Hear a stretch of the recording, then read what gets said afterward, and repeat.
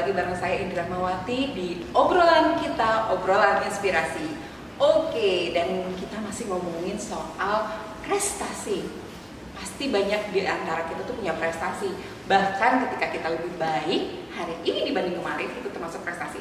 Salah satu mahasiswi berprestasi di Unisba yang bisa jadi inspirasi kamu semua adalah di sebelah saya nih, juara Pilmapres 2022 di Unisba, dan sekarang sudah masuk versi regional dan akan masuk di nasional. Hebat nggak sih? Kenalin dulu dong. Ada Raisa Azahra dari Farmasi 2019. Apa kabar Raisa? Alhamdulillah baik. Gimana sih rasanya jadi juara gitu? Awalnya jujur aku nggak nyangka ya, karena ya aku pikir aku nggak bisa, pasti semua orang pernah yang ngerasain insecure, tapi ya alhamdulillah sih aku sangat-sangat bersyukur bisa berkontribusi khususnya untuk prodi farmasi dan spesifiknya lagi untuk Universitas Islam Bandung, karena kemarin aku alhamdulillah lolos di tingkat wilayah, jadi di wilayah Jawa Barat dan juga Jawa Barat dan Banten. Prestasi apa aja sih yang pernah kamu raih, Raisa? Bisa sampai misalnya kan di Unisba sendiri lawannya hampir setiap fakultas ya. Nah, ketika kamu lolos dari sekian banyak, itu apa aja sih yang sudah kamu raih sehingga bisa mengungguli yang lain? Kalau misalnya prestasi sih mungkin dari awal ya, aku kan suka desain poster gitu ya, jadi aku pas kemarin-kemarin pernah ikut lomba poster edukasi farmasi, itu juara 2 nasional. Terus juga pernah top 10 juara yang lomba poster juga sama. Terus kemarin juga dapat award di Jarum Beasiswa Plus, jadi ya mungkin sekitar situ sih sebenarnya. Jadi memang seneng ya di bagian farmasi, Ya. memang seneng. Ya. Dan Raisa ini udah kerja loh, luar biasa sambil bekerja ya. Artinya ketika kamu punya manajemen waktu yang luar biasa, dia kerja, dia punya prestasi akademik dan juara pula. Hebat banget ya. Terus dong ya buat Raisa ini harus jadi inspirasi. Bagi waktunya. Buat orang yang kurang bagus bagi waktu, harus gimana sih?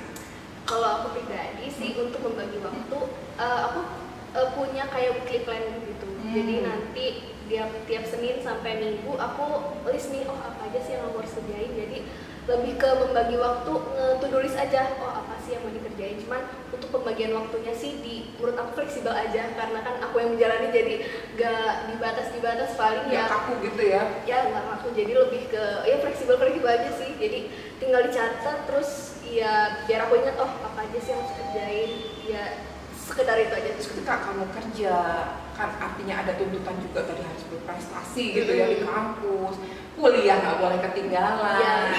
Itu biasanya skala prioritasnya mana dulu? Kalau skala prioritas pertama tentu ya akademik.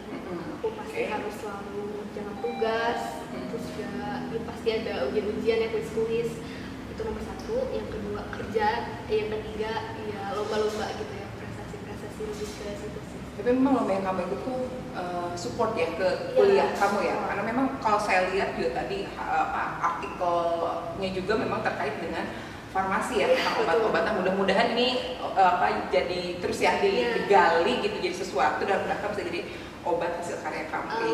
Luar biasa banget. Ada privilege nggak sih ketika kamu misalnya jadi mahasiswa berprestasi? Apakah dari kampus itu memberikan kemudahan gitu antara prestasi kamu, dukungan dari kampus seperti apa? Kalau menurut aku pribadi ya, sebenarnya si privilege ini sudah ada sejak aku jadi peserta. Jadi sebenarnya dari peserta pun aku sudah mendapatkan privilege, yaitu kesempatan untuk banyak belajar. Jadi kan aku pribadi sih sebenarnya untuk ikut Pilmapres lebih suka untuk niatnya udah untuk belajar aja, untuk men-challenge diri aku, ini bisa nggak ya aku ikut gitu, bisa nggak nih aku bisa menang atau enggak. Jadi aku sebenarnya lebih men-challenge diri aku, dan sebenarnya privilege-nya sih lebih ke ya tadi kesempatan belajar dan juga relasi sih. Itu 2 hal penting yang sebetulnya aku alhamdulillah punya kesempatannya, dan kemarin juga ada outputnya gitu kan. Kemarin kan outputnya bikin video bahasa Inggris, video bahasa Indonesia juga udah pernah. Jadi aku kan melatih public speaking ya gitu. Terus relasi dengan dosen-dosen ya, baik dari dosen farmasi Unisba dan juga dari pihak mahasiswaan juga silaturahminya tuh ada lah ya, lebih luas lagi. Lebih luas lagi. Terganggu nggak sih ketika kamu ikutan lomba ini, lomba itu, prestasi akademik kamu di kampus IPK segala macam nilai Aman sih, alhamdulillah. Sebenarnya Artinya aman. kamu bisa ini ya, bisa memanage dengan baik ya antara kuliah dengan lomba-lomba, dan itu atau memang sengaja gitu milih ambil lombanya yang ini nih yang support tugas gitu.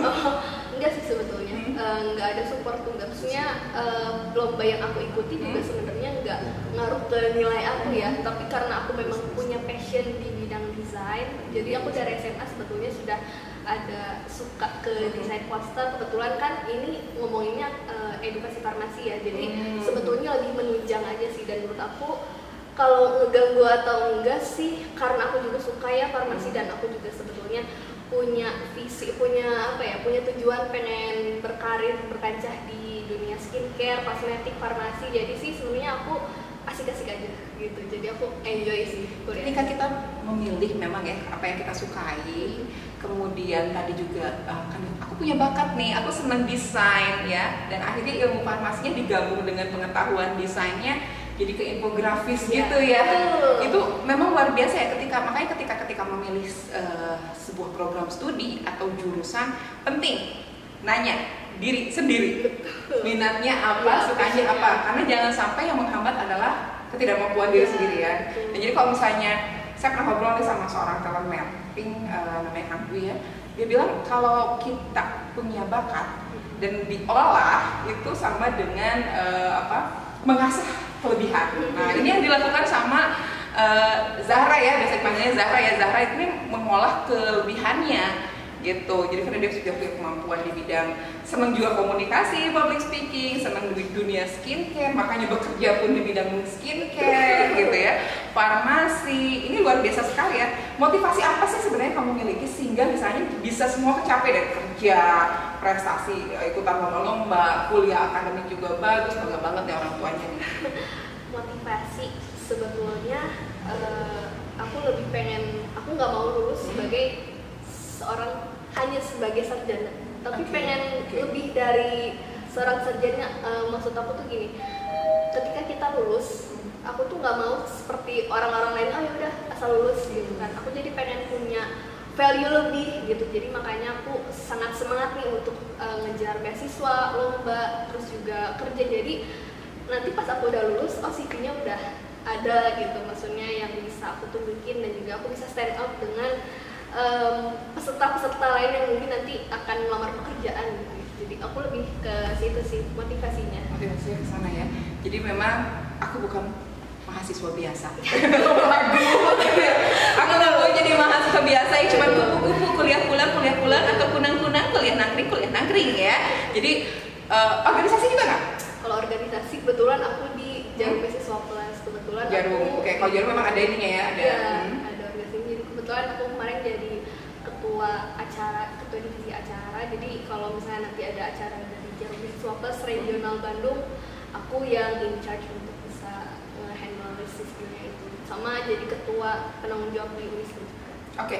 Kasih cerita dong pengalaman kamu ikutan Pilmapres ketika misalnya level kampus, terus ke level regionalnya wilayah Jawa Barat dan Banten, dan sekarang dia lagi di plus mungkin ya memasuki level nasional ya. Oke, pengalamannya gimana? Kalau pengalaman mungkin aku cerita dari awal ya, kenapa sih aku ikut ya. Akhirnya kan awalnya oh ya udah aku men-challenge sendiri, bisa nggak ya, oh ternyata ada seleksinya nih dari fakultas. Harus diseleksi dulu, terus dicatatlah apa ya prestasi yang aku udah capai. Alhamdulillahnya kan keseleksi, oh ya aku bisa nih masuk fakultas gitu ya. Udah gitu ya dibimbing oleh dosen-dosen, terus ya pas sudah nyobain bikin video bahasa Indonesia ya di rumah kan, alat seadanya aja gitu kan, pakai HP, tripod, udahlah sebisanya, bismillahirrahmanirrahim.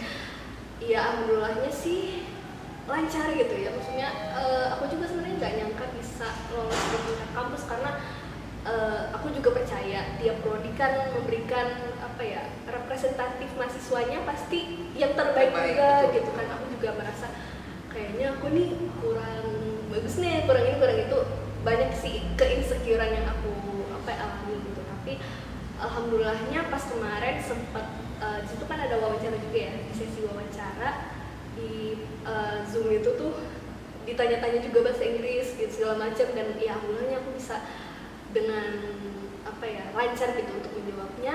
Dan ya alhamdulillahnya pas waktu itu ditelepon, Assalamualaikum Raisa, kamu juara 1 lomba. Alhamdulillah, aku sih sebenarnya Rasa ya, mimpi ya. rasa mimpi banget. Aku langsung kayak bener ini aku, Bener, aku yang menang, aku gitu. Kayak iya sih, soalnya aku percaya semua orang juga pasti punya value yang lebih ya. Betul, setiap orang istimewa ya. Iya betul, jadi aku ngerasanya aku ya kaget sebetulnya sih gitu. Terus ya pas udah masuk ke tingkat yang wilayah, ada seleksi administrasi, terus juga bikin video bahasa Inggris, terus juga bikin gagasan kreatif ya. Jadi kita kayak bikin 2 karya sekaligus tapi temanya berbeda. Jadi kita ngambil topik Harus beda ya temanya? Ya, temanya harus beda. Jadi temanya itu dari Sustainable Development Goals. Kan Sustainable Development Goals atau tujuan pembangunan berkelanjutan itu sebetulnya isu global ya. Jadi ada 17 tujuan kalau nggak salah. Jadi aku ngambil di bidang kesehatan dan juga di bidang lebih ke kelaparan gitu ya. Jadi untuk gagasan kreatif aku ngambil ke tema stunting. Jadi itu lebih ke bikin karya ilmiah, bikin esai gitu ya.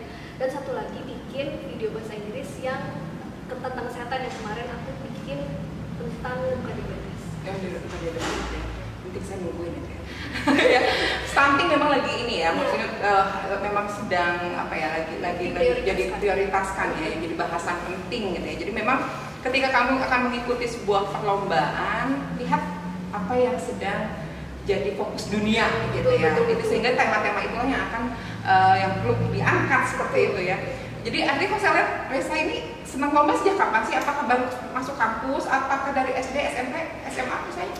Kalau misalnya aku ikut lomba jujur, kalau SMA aku lombanya bukan lomba akademik, tapi lombanya kabaret. Kabaret, ya, okay. Jadi aku sukanya acting, punya kamera nih. Jadi sebenarnya kalau untuk yang akademik baru ketika mahasiswa ya. Cuman ketika misalnya dulu itu memang lomba-lombanya non akademik, tapi suka ya dari apa tadi kabaret, apalagi enggak sih sebetulnya kabaret aja. Cuma karena aja. di kabaret ini kan yang handle semuanya siswanya, jadi aku juga dituntut untuk bisa desain, terus juga bikin audionya, jadi mixing, nyambungin lagu dari mana, terus juga harus bisa bikin edit video. Jadi sebetulnya untuk yang aku pas SMA dulu sih ilmunya kepake sampai ke ini ya. Jadi ketika sekarang ada lomba-lomba terkait harus bikin video segala macam, itu sudah terpatri. Artinya apa ya? Kalau misalnya kita lihat bahwa untuk menjadi seseorang yang punya prestasi, punya nilai jual dalam tanda kutip itu nggak dalam semalam ya. Artinya ada proses yang harus dilalui, dan ini merupakan insight dari obrolan kita sama Zahra hari ini ya, bahwa kita tuh nggak bisa mendapatkan meraih sesuatu hanya dalam satu malam, itu satu tebasan gitu ya. Artinya butuh proses dan butuh perjuangan, juga konsistensi. Ya betul. Ya, luar biasa sekali ya. Ini obrolannya. Legend is not made in a day. Jadi kita memang harus berusaha keras untuk mewujudkan cita-cita kita, terus konsisten dengan usahanya, dan menjadi luar biasa di masa yang akan datang. Ya nggak? Jadi mahasiswa itu pesan-pesan Zahra nih buat teman-teman mahasiswa apa nih? Kalau misalnya ditanya pesan-pesannya sih, jangan takut keluar dari zona nyaman. Itu sih yang paling penting. Kalau dari aku sih, soalnya mungkin sekarang lagi pandemi ya, banyak alasan ini mah karena pandemi gini. Tapi menurut aku justru orang yang berprestasi itu jangan menjadikan pandemi ini sebagai halangan, tapi harus dijadikan sebagai tantangan baru ya. Justru bagaimana kita bisa mengedukasi orang secara online ya, tetap bisa berprestasi secara digital, karena bagaimanapun masa depan itu sekarang bergantung di dunia digital ini ya. Terima kasih banget Zahra yang sudah jadi inspirasi di obrolan kita hari ini. Terima kasih banyak buat semua yang sudah nonton, dan sekali lagi ingat, ingin berprestasi harus tetap semangat dan tetap konsisten. Saya Indri Rahmawati dan beserta seluruh kru obrolan kita mengucapkan banyak terima kasih. Assalamualaikum warahmatullahi wabarakatuh. Obrolan kita, obrolan inspirasi. Oke.